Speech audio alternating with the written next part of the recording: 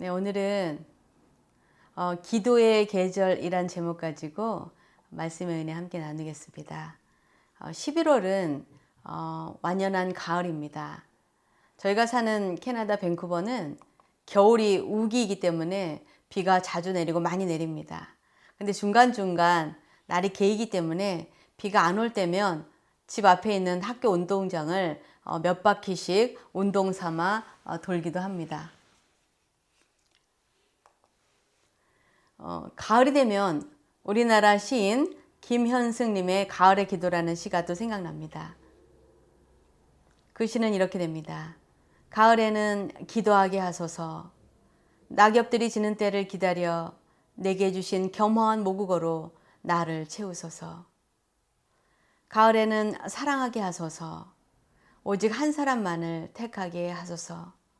가장 아름다운 열매를 위하여 이 비옥한 시간을 가꾸게 하소서. 가을에는 홀로 있게 하소서. 나의 영혼, 굽이치는 바다와 백합의 골짜기를 지나 마른 나뭇가지 위에 다다른 까마귀 같이. 저는 운동하는 것을 좋아하지 않는데 이젠 매일 걷는 시간이 기다려집니다. 뭐냐면 운동장 둘레를 걸으면서 오로지 하나님께 집중하며 기도하기 때문에 그 시간이 소중하게 되었기 때문입니다. 남편과 함께 걷게 되면 서로 다른 방향으로 걸으면서 그 시간만큼은 혼자 주님과 함께 있고 싶기에 그렇게 반대로 걷습니다. 그렇게 걸으면서 저 자신을 돌아보고 우리 가족들을 위해서 기도하고 또 성도들과 주변의 질병으로 고통받고 있는 분들을 위해서 중보하면서 또 믿지 않는 일가 친척 그리고 친구들을 위해서 기도하고 원주민들과 선교사님들 그리고 나라와 민족을 위해서 기도합니다.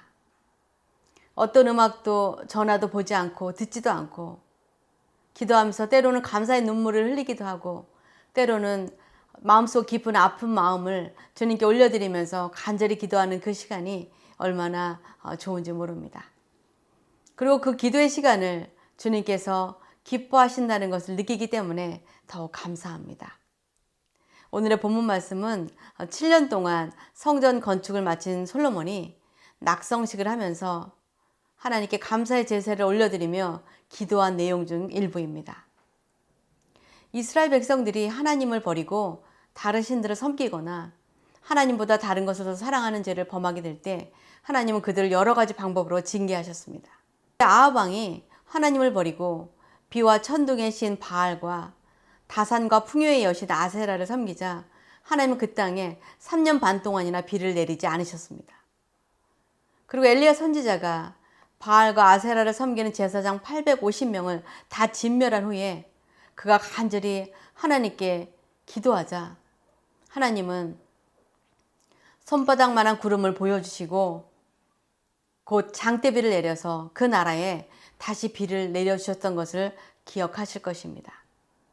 이것에 관해서 열왕기상 18장 41절에서 46절은 이렇게 기록하고 있습니다. 우리 이화정 권사님 읽어주실 수 있으실까요? 엘리야가 아합에게 이르되 올라가서 먹고 마시소서 큰 비 소리가 있나이다 함이 먹고 마시러 올라가니라. 엘리야가 아벨 산 꼭대기로 올라가서 땅에 끌어 엎드려 그의 얼굴을 무릎 사이에 넣고 그의 사환에게 이르되 올라가 바다 쪽을 바라보라. 그가 올라가 말하되 아무것도 없나이다. 이르되 7번까지 다시 가라. 7번째 이르러서는 그가 말하되 바다에서 사람의 손만한 작은 구름이 일어나나이다. 이르되 올라가 아합에게 말하기를 비에 막히지 아니하도록 마차를 갖추고 내려가소서 하라 하니라. 조금 후에 구름과 바람이 일어나서 하늘이 깜깜해지며 큰 비가 내리는지라. 아합이 마차를 타고 이스라엘로 가니 여호와의 능력이 엘리야에게 임함에 그가 허리를 동이고 이스라엘로 들어가는 곳까지 아합 앞에 서 달렸더라. 아멘. 이렇게 아무리 위대한 선지자 엘리야라도 그가 기도했다고 한 번에 하나님께서 비를 내려주지 않으셨습니다. 그렇게 기도해도 비가 내리지 않으니까 7번을 더 끈질기게 엘리야가 기도합니다. 그러자 하나님께서 손바닥만한 그 구름을 보여주시더니 큰 비를 내려서 응답해 주신 것입니다. 그런데 이 일이 있기 전에 100년 전에 솔로몬 왕이 오늘의 본문 말씀 역대하 6장 26절에서 27절에 이렇게 기도한 것을 보게 됩니다. 만일 그들이 주께 범죄함으로 말미암아 하늘이 닫히고 비가 내리지 않는 주의 벌을 받을 때에 이곳을 향하여 빌며 주의 이름을 인정하고 그들의 죄에서 떠나거든 주께서는 하늘에서 들으사 주의 종들과 주의 백성 이스라엘의 죄를 사하시고 그 마땅히 행할 선한 길을 가르쳐 주시오며 주의 백성에게 기업으로 주신 땅에 비를 내리시옵소서. 이렇게 솔로몬이 기도했었는데 100년 뒤에 그런 일이 일어났다 이 말입니다. 이 기도는 결국 아합 왕 때에 이루어진 것을 보게 됩니다. 참회의 기도는 우리의 죄를 용서함 받게 하고 징계에서 풀어주는 은혜가 있습니다. 우리도 마찬가지입니다. 우리가 살다 보면 우리도 우리 삶에 기근이 드는 때를 경험할 때가 있습니다. 모든 일이 막히고 꼬이고 풀리지 않아서 답답한 상황을 맞이할 때가 있다는 것입니다. 그때 우리가 해야 할 자세는 바로 우리 자신의 죄를 깨닫고 하나님께 참회하며 기도하는 것입니다. 그렇게 우리가 죄의 길에서 돌이킬 때 하나님은 우리에게 은혜의 단비를 내려주심을 경험하게 될 것입니다. 우리가 기도할 때 하나님은 귀를 기울이시고 우리의 진심 어린 회개와 참회의 기도를 들으시고 우리의 죄를 사하여 주십니다. 오늘의 본문 말씀 28절에 30절에 솔로몬은 또 이렇게 기도합니다. 박정규 지사 읽어주시기 바랍니다. 역대. 만일 이 땅에 기근이나 전염병이 있거나 곡식이 시들거나 깐부기가 나거나 메뚜기나 황충이 나거나 적국이 와서 성읍을 애워싸거나 무슨 재앙이나 무슨 질병이 있거나를 막론하고 한 사람이나 혹 주의 온 백성 이스라엘이 다 각각 자기의 마음의 재앙과 고통을 깨닫고 이 성전을 향하여 손을 펴고 무슨 기도나 무슨 간구를 하거든 주는 계신 곳 하늘에서 들으시며 사유하시되 각 사람의 마음을 아시오니 그의 모든 행위대로 갚으시옵소서. 주만 홀로 사람의 마음을 아심이나이다. 아멘. 지금 저도 저희 주변에 말기 암으로 투병하고 계신 선교사님과 또 원주민 마을에서 원주민 성도들을 목회하시는 목사님의 병환을 치유해 주시기를 기도하고 있습니다. 두 분의 건강이 회복되어서 다시 하나님 나라를 위하여 사역을 감당하게 해달라고 간절히 기도합니다. 근데 너무나 감사하게도 항암 치료를 통해서 암세포가 작아졌다는 소식을 들었습니다. 말기암 환자이기 때문에 이미 다른 장기에 전이되어서 수술에도 가능성이 없다는 진단을 받았습니다. 그래서 오직 하나님만이 치료하실 수 있기 때문에 더욱 간절한 마음으로 중보하며 기도하고 있습니다. 인간적인 방법과 현대의학으로는 가능성이 없어 보이지만 하나님은 하실 수 있음을 믿기에 기도를 멈추지 않고 소망을 가지고 기도하는 것입니다. 우리도 우리뿐 아니라 우리 주변의 분들 중 병이나 육신의 연약함으로 고통받는 이들이 있을 것입니다. 육신의 질병뿐 아니라 경제적인 어려움과 관계 속에서 고통 가운데 힘들어하는 분들이 분명 있을 것입니다.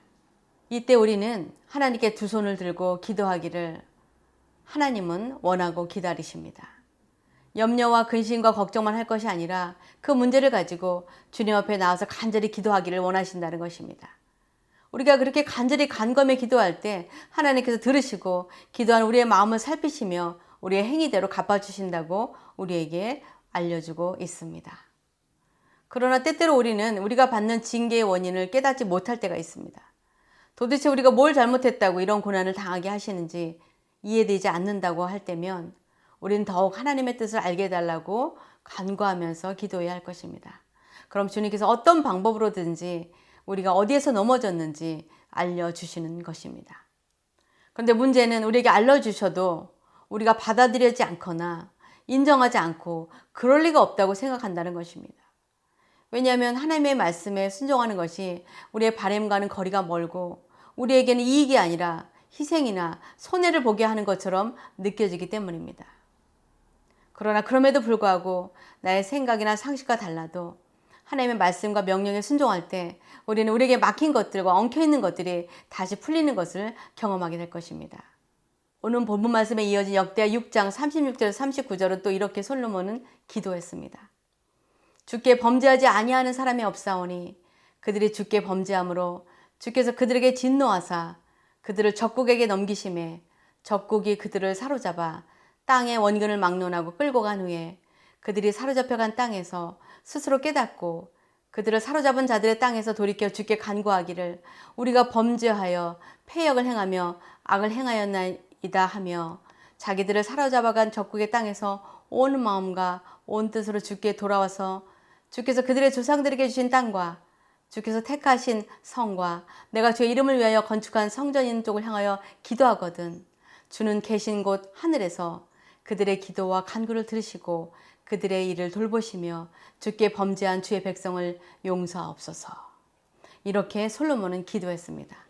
그런데 놀랍게도 이 솔로몬의 기도는 약 400년 후에 그대로 이루어졌습니다. 유대 백성들이 자신들의 죄를 돌이키지 않자 하나님은 그들을 BC 586년에 바벨론에 망하게 하신 후에 그들을 바벨론의 포로로 끌려가게 하셨습니다.